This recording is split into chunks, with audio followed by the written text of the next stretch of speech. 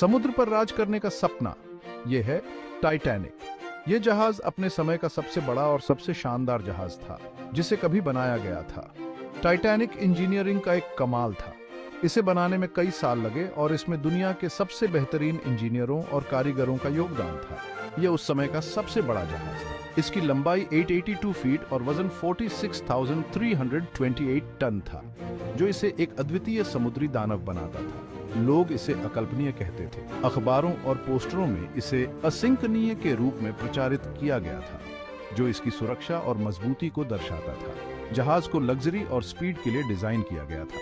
इसमें सबसे आधुनिक तकनीक और सुविधाएं थी, जो उस समय के किसी भी अन्य जहाज से बेहतर थी। इसमें भव्य सीढ़ियां, स्विमिंग पूल और बढ़िया डाइनिंग थी। इसके इंटीरियर्स को राजमहल की तरह सजाया गया था, जो यात्रियों को एक अद्वितीय अनुभव प्रदान करता था। 1912 में टाइटैनिक अपनी पहली यात्रा पर निकला। यह यात्रा इतिहास में सबसे प्रतीक्षित और चर्चित यात्राओं में से एक थी। यह साउथहैम्पटन, इंग्लैंड से न्यूयॉर्क शहर की यात्रा कर रहा था। इस यात्रा का उद्देश्य अटलांटिक महासागर को पार करना था। जहाज पर हर वर्ग के लोग थे। अमीर फर्स्ट क्लास यात्री थे, जो अपनी यात्रा को आरामदायक और शानदार बनाना चाहते थे। अमेरिका में एक नए जीवन की उम्मीद में अप्रवासी भी थे। वे बेहतर अवसरों और एक नई शुरुआत की तलाश में थे। टाइटैनिक उस समय की ऐश्वर्य और विलासिता का प्रतीक था। इसके केबिन्स और सुविधाएं किसी भी 5 सितारा होटल से कम नहीं थी। इसके आकार और भव्यता ने दुनिया की कल्पना को मोहित कर लिया। लोग इसे देखने के लिए दूर दूर से आते थे और इसकी प्रशंसा करते थे। जहाज मानवीय महत्वाकांक्षा और तकनीकी उपलब्धि का प्रतीक था। यह दिखाता था कि इंसान क्या कुछ हासिल कर सकता है जब वह अपने सपनों का पीछा करता है। हालांकि टाइटैनिक की कहानी एक चेतावनी वाली कहानी बन जाएगी। यह हमें याद दिलाएगा कि प्रकृति की शक्ति के सामने इंसान कितना असहाय हो सकता है। यह हमें प्रकृति की शक्ति और समुद्र में सुरक्षा के महत्व की याद दिलाएगा। टाइटैनिक की त्रासदी ने समुद्री यात्रा के नियमों और सुरक्षा मानकों को हमेशा के लिए बदल दिया। पहली यात्रा शुरू न्यूयॉर्क के लिए रवाना। यह एक ऐतिहासिक क्षण था जब टाइटैनिक ने अपनी पहली यात्रा के लिए साउथहैम्पटन से प्रस्थान किया। जैसे ही टाइटैनिक साउथहैम्पटन से चला गया, उत्साह छा गया। बंदरगाह पर खड़े लोग अपने प्रियजनों को विदा करते हुए भावुक हो गए। यात्रियों ने डेक से अलविदा कहा। वे अपने परिवार और दोस्तों को हाथ हिलाते हुए विदाई दे रहे थे और उनके चेहरों पर खुशी और उम्मीद की झलक थी। जहाज खुले समुद्र की ओर बढ़ा। विशाल महासागर की लहरों को चीरते हुए टाइटैनिक अपने गंतव्य की ओर अग्रसर था। यात्रा के पहले कुछ दिन सामान्य रहे। समुद्र शांत था और मौसम भी अनुकूल था, जिससे यात्रियों को कोई परेशानी नहीं हुई। यात्रियों ने आलीशान सुविधाओं का आनंद लिया। टाइटैनिक पर हर सुविधा का ध्यान रखा गया था, जिससे यात्रियों को किसी भी प्रकार की कमी महसूस नहीं हुई। वे डेक पर टहलते रहे, बॉलरूम में नाचते रहे और स्वादिष्ट भोजन किया। हर शाम बॉलरूम में संगीत और नृत्य का आयोजन होता था, जो यात्रियों के लिए एक यादगार अनुभव था। जहाज पर उत्साह और उम्मीद का माहौल था। हर कोई इस अद्भुत यात्रा का हिस्सा बनने के लिए उत्साहित था और नए अनुभवों का आनंद ले रहा था। अलग अलग पृष्ठभूमि के लोग आपस में घुल मिल गए और कहानियां साझा की। यह एक ऐसा समय था जब लोग अपने जीवन के अनुभवों को साझा कर रहे थे और नए दोस्त बना रहे थे। चालक दल ने जहाज पर सवार सभी लोगों के आराम और सुरक्षा सुनिश्चित करने के लिए अथक परिश्रम किया।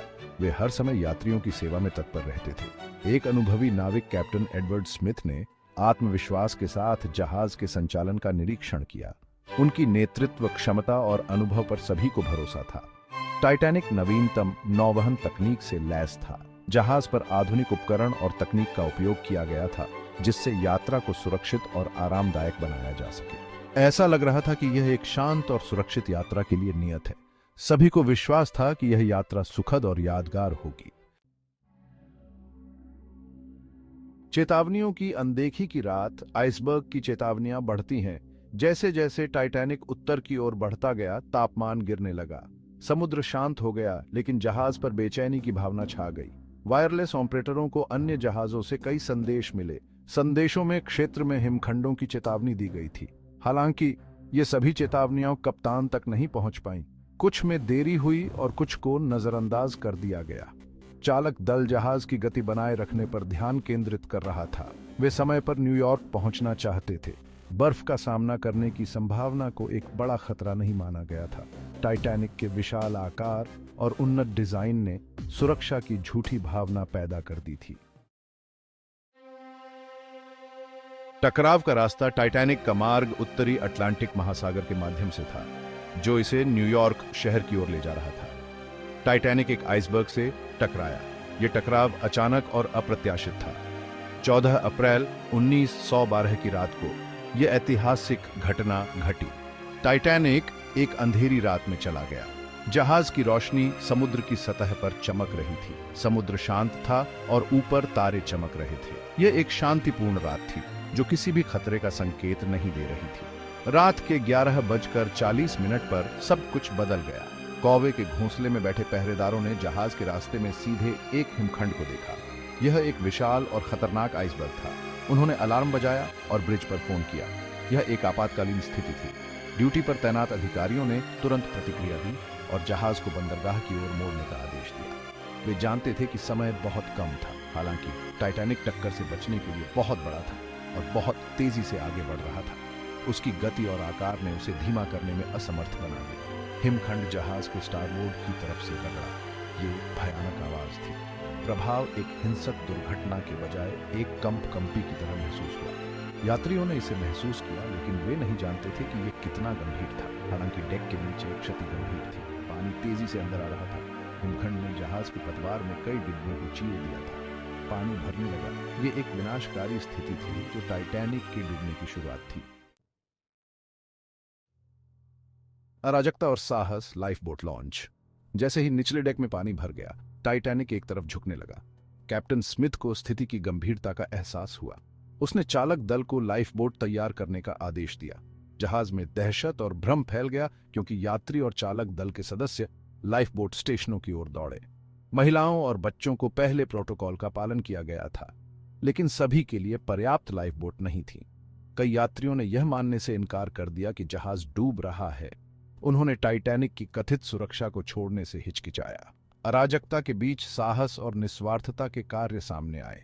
पतियों ने अपनी पत्नियों और बच्चों को लाइफ बोट में चढ़ाने में मदद की, ये जानते हुए कि वे उन्हें फिर कभी नहीं देख पाएंगे।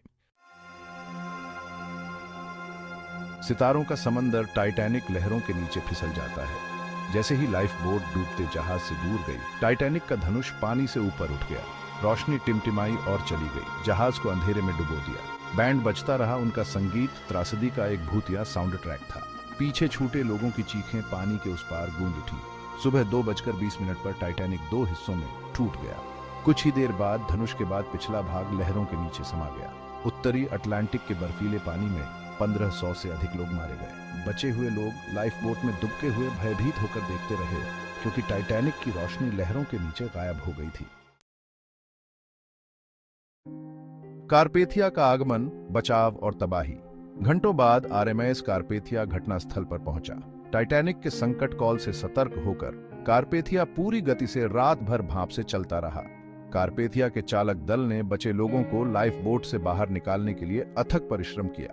उन्होंने कंबल, भोजन और चिकित्सा सहायता प्रदान की। जैसे ही भोर हुई, त्रासदी की पूरी सीमा स्पष्ट हो गई। कारपेथिया मलबे के समुद्र से घिरा हुआ था। टाइटैनिक के लाइफ जैकेट, डेक चेयर और अन्य अवशेष सतह पर तैर रहे थे।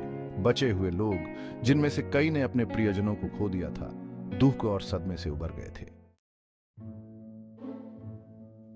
गहरे से सबक, परिणाम और पूछताछ। टाइटैनिक के डूबने से दुनिया भर में सदमे की लहर दौड़ गई। समाचार पत्रों ने आपदा के वृत्तांत प्रकाशित किए, जिसमें वीरता और नुकसान का विवरण दिया गया था। त्रासदी के कारणों को निर्धारित करने और भविष्य में होने वाली आपदाओं को रोकने के लिए सरकारों ने पूछताछ शुरू की। पूछताछ से कई योगदान कारक सामने आए। टाइटैनिक के पास सभी यात्रियों और चालक दल के लिए पर्याप्त लाइफ बोट नहीं थी। जहाज के चालक दल को निकासी के लिए पर्याप्त रूप से प्रशिक्षित नहीं किया गया था। हिमखंडों के बारे में दी गई चेतावनियों को गंभीरता से नहीं लिया गया। आपदा ने समुद्री सुरक्षा नियमों में खामियों को उजागर किया। समुद्र के लिए नए नियम, समुद्री नियमों में बदलाव। टाइटैनिक के डूबने से समुद्री कानून और सुरक्षा नियमों में महत्वपूर्ण बदलाव आए। समुद्र में जीवन की सुरक्षा के लिए अंतर्राष्ट्रीय सम्मेलन या SOLAS 1914 में स्थापित किया गया था। एसओएलएस ने लाइफ बोट क्षमता, रेडियो संचार और हिमखंड गश्ती के लिए नए मानक स्थापित किए। इन नियमों का उद्देश्य ऐसी ही त्रासदियों को होने से रोकना था। आपदा ने अंतरराष्ट्रीय बर्फ गश्ती दल के निर्माण का भी नेतृत्व किया। यह संगठन उत्तरी अटलांटिक में हिमखंड गतिविधि की निगरानी करता है और संभावित खतरे के बारे में जहाजों को चेतावनी देता है।